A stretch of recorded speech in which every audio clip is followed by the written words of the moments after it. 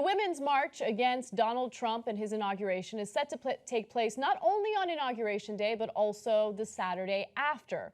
Now, there is a little bit of a divide among women who do not support Trump. On one hand, you have extremely liberal or progressive women who believe in reproductive rights. And on the other hand, you have women who do consider themselves feminists, do consider themselves those who want to speak out against Trump, but are pro-life. And so as a result, this divide has led to a little bit of a controversy. And I'm not even quite sure where I stand on it. So one thing to keep in mind is that the Women's March is primarily funded and organized by Planned Parenthood and NARAL. Those are two organizations that are very much in favor of reproductive rights for women. Now, even so, women who are part of, let's say, anti-choice movements but still want to protest Trump feel like they're being disenfranchised, they're being excluded, and it kind of sucks. So on Monday, march organizers revoked so-called partnership status, a kind of official recognition for a Texas anti-abortion group called the New Wave Feminists. Now, I want to profile one woman that I think is really interesting. Her name is Lyon. She's 23 years old and she's going to law school. She wants to fight for civil rights. That's what she wants to do as a lawyer, protect those who have been discriminated against in this country. However, she considers herself anti-choice. And so she wants to protest Trump, but she's like, I can't be at this march because I'm not really welcome there.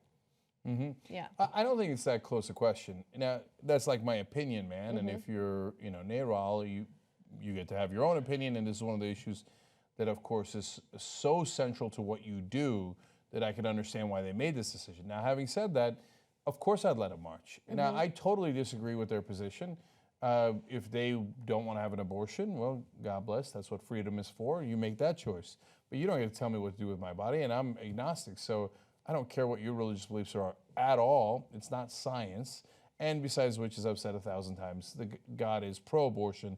Read the Bible, you'll see he actually is in favor of it. So now, having said all of that, we're all Americans, and they're against Trump. You're against Trump. They're women. You're doing a women's march. You got to let them in. Yeah, I agree with you. The only thing that kind of made me kind of question where I stood was because it is funded by Planned Parenthood. And so if Planned Parenthood doesn't want to have an official partner for this event that is anti-choice, I get that. I totally understand where they're coming from in that regard. But these women absolutely should be, welcome to go, take part in this, because here's the reality. I think one of the problems we have in the country is that a lot of us, regardless of where we stand politically or what our political affiliation is, have similarities. We have similar concerns, and we want to change the way the system works. And you don't change a system by honing in on the one thing that you might disagree on, because most people have things that they disagree on. There's a lot of diversity, a lot of differences of opinion, even within the same political group. And so I don't want to isolate people or not include people just because there's that one issue that we disagree on. Now, when Roe v. Wade was decided, the Supreme Court justices cited right to privacy in order to legalize abortion, okay? It's a constitutional right.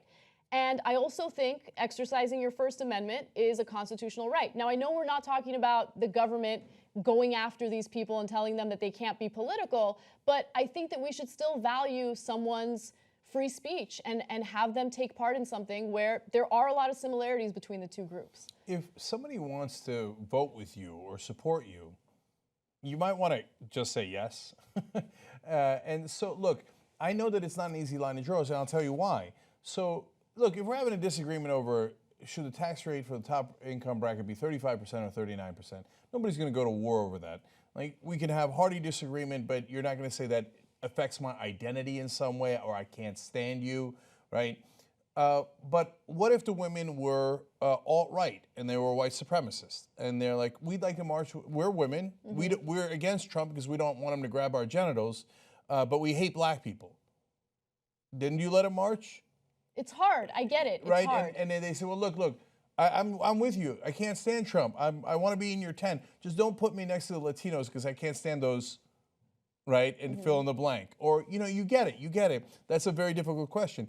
This is kind of in the middle because some people view this as make or break, central, right? Yeah. If you don't allow women to choose, I got no interest in you under any circumstance. I don't want your help. I don't want your support. I don't want your vote. I want you to go vote for the other guy. I don't care. I can't stand you, right? Let's go to war over this. And so it's not easy, but in my view, I'm not saying it's as simple as a couple of percentage points on taxes, but I would put that red line of where I can't work with these people ever pretty far out. When it gets to issues of race, religion, etc., that's where I might put it. But on an issue like this, where at least some people earnestly believe that it's a life, I don't agree with them, but they earnestly believe it and they want to help you, I'd let them help you. Help us with Operation Watchdog. Help us hire 4 new reporting teams. We could be the watchers on the wall. Make sure we keep Trump and the establishment in check. TYTnetwork.com/go.